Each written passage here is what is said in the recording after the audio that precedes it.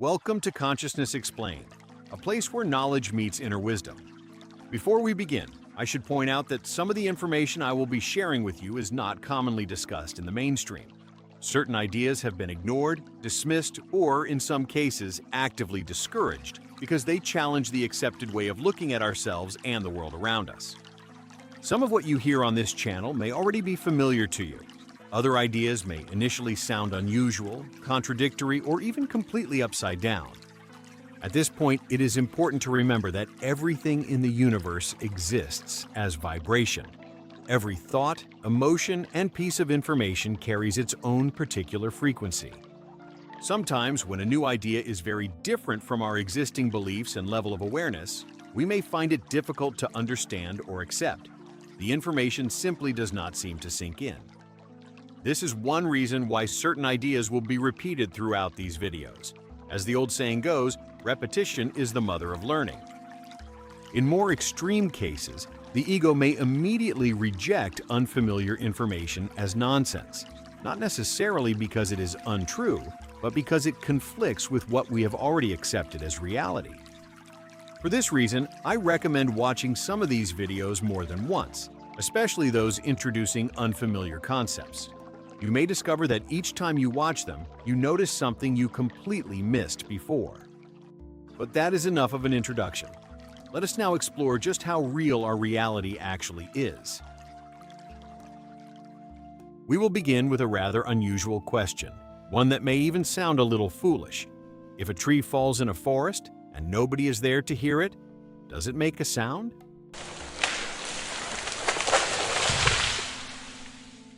You may be thinking, what a ridiculous question. Of course it makes a sound.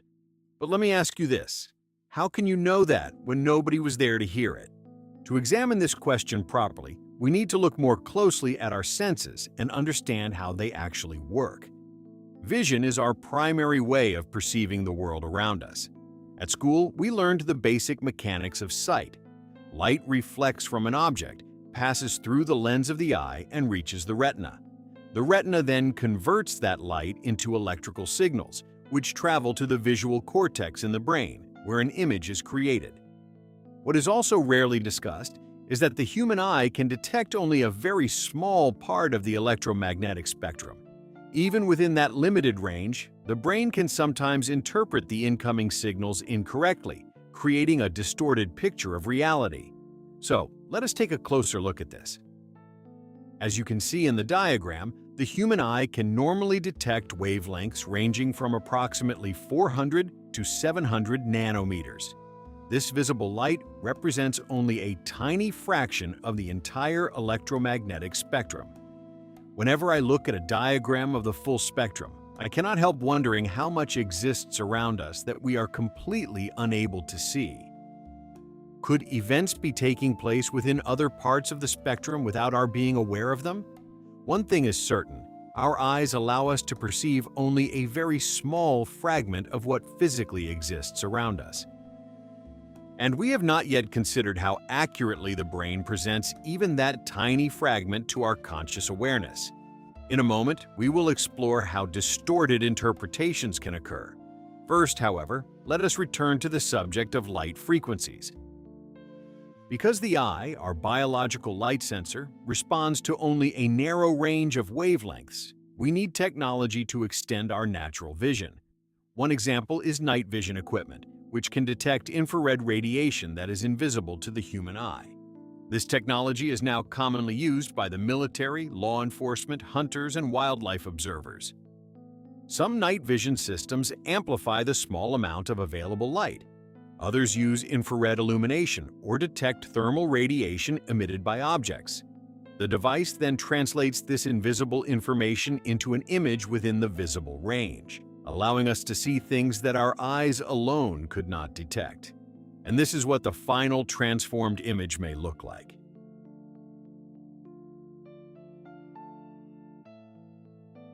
It is worth pausing here and thinking about the limitations of human perception.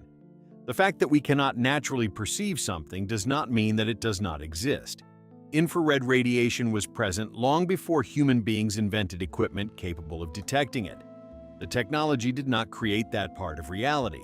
It simply gave us access to information that had always been there.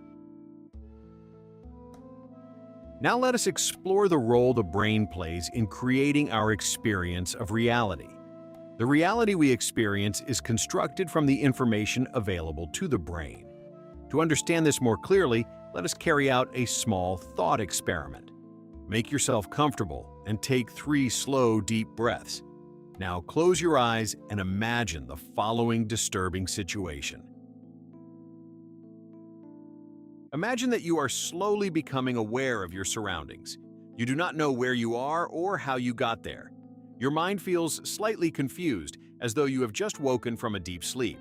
As your awareness gradually returns, you begin to realize that something is terribly wrong. You open your eyes, but you cannot see anything because you are surrounded by complete darkness. You do not know where you are. You cannot remember how you arrived there. Even worse, you discover that your hands and feet are tied. The last thing you remember is being in a bar. After that, there is nothing. Your first thought may be that somebody drugged you. Because you cannot see, you begin listening very carefully, desperately searching for any information that might reveal where you are. There is a faint smell in the air, something resembling kerosene or aviation fuel. In the distance, you can hear an unfamiliar mechanical noise, but you cannot identify it. What is happening inside your mind? Your brain is searching desperately for familiar information. It is comparing the sensations you are receiving with everything stored in your memory. Then, you suddenly hear this sound.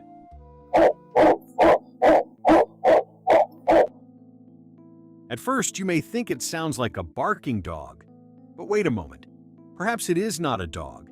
The sound is too mechanical and too regular.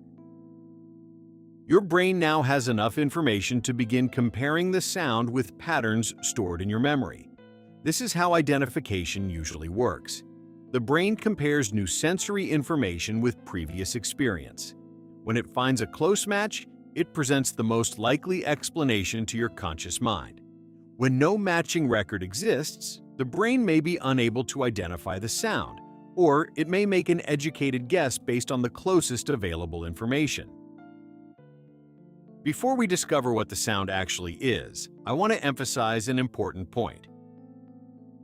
The brain builds its interpretation of reality piece by piece, according to the amount and quality of information it receives through the senses. A useful example is driving a car at night. When traveling along a dark road, we can clearly see only the area illuminated by our headlights. Objects outside the main beam are much more difficult to identify. The reason is simple. There is not enough reflected light reaching our eyes to provide the brain with clear visual information.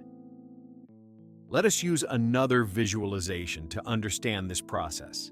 Imagine that you are driving along a long and unfamiliar road on a very dark night. You have been traveling for several hours, and the journey has become rather monotonous. There are no other cars around. Then, in the distance, you notice a large shape that appears to be standing in the middle of the road. Within a fraction of a second, your brain begins trying to solve the mystery. Perhaps it is a broken-down vehicle, but why would it be positioned in the middle of the road? Maybe there has been an accident. As the seconds pass, you move closer. Your headlights illuminate more of the scene, providing your brain with additional information. Then, you suddenly smile. The road curves to the side, and the mysterious object is not blocking the road at all. It is simply a bus shelter beside the bend. This is a clear example of how the brain constructs our experience of reality, almost like a bricklayer building a wall, one brick at a time. At first, there was not enough information to identify the object correctly. The brain therefore created a provisional interpretation based on the limited information available.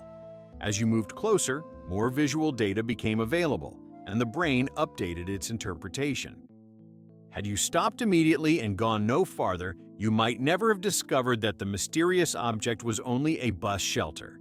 Armed with this understanding, we can return to our imaginary situation in the darkness. Your brain has a serious problem because it does not have enough information to reach a reliable conclusion. The faint smell of aviation fuel and the strange mechanical noise are not sufficient to create a complete and meaningful picture. Then you suddenly hear another sound.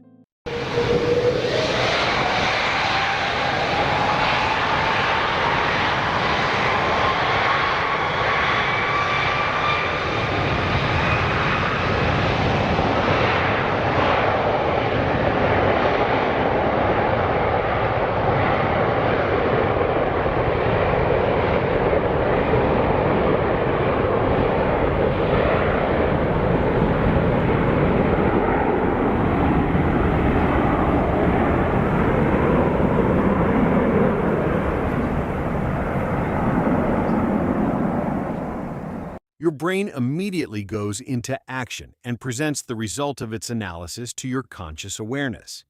You're probably somewhere near an airport. Perhaps you're even inside an aircraft that is standing on the ground. That final familiar sound provided the missing piece of information. Most people recognize the sound of an aircraft engine, either from personal experience or from films and television. But what was the strange barking sound? Unless you work around aircraft or are familiar with aviation systems, you would have little chance of identifying it correctly. It was the sound of the hydraulic power transfer unit used on certain Airbus aircraft, particularly the Airbus A320 family. The system can produce a distinctive, repetitive noise that is often compared to the barking of a dog. The purpose of this exercise was to demonstrate how the brain creates an interpretation of reality by comparing incoming information with patterns it already knows. It also demonstrates an important limitation. Because your brain did not contain a familiar memory of that hydraulic system, it could not immediately suggest the correct explanation. Instead, it searched for the closest familiar match and produced the image of a barking dog. Now let us examine how reliable the reality constructed by our brain actually is. As I have already mentioned, the brain creates our conscious experience by decoding information supplied by the senses. Our eyes, ears, nose, skin, and other sensory systems act as biological sensors, collecting information from the surrounding environment. The following demonstrations provide excellent examples of how the brain can create an illusion rather than an accurate representation of physical reality.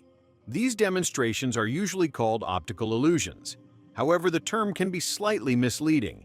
The eyes may be functioning perfectly well. The distortion often occurs because the brain interprets the visual information according to assumptions, shortcuts, and patterns developed through previous experience. It may therefore be more accurate to call some of them perceptual illusions. The brain receives the visual data, makes a rapid interpretation, and confidently presents a result that is not completely accurate.